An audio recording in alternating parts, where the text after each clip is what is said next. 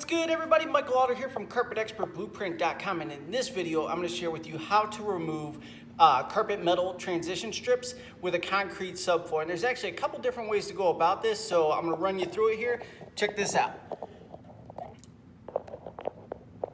So we got metal transition here, old gripper metal. We're actually going to replace this floor with a floating vinyl plank, and we're going to do carpet on this side, but we need to get this out of here because we're going to do a vinyl plank or a vinyl transition strip. So the first way and the easiest way is to take a pry bar and a hammer, and actually let me get you a better angle on this so you can see exactly how we're going about this.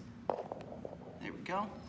And right under the lip of the gripper metal there, we're going to tap our pry bar into it, and we're just going to pull it back.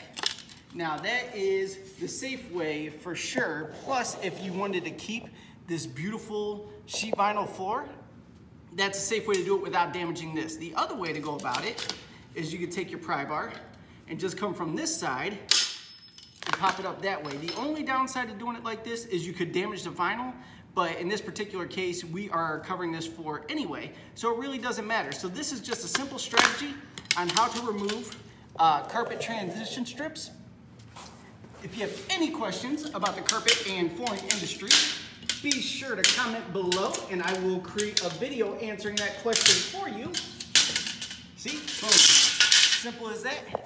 And then you go ahead and throw that in your scrap bin and get, I don't know, 3 cents, 4 cents, 5 cents for that.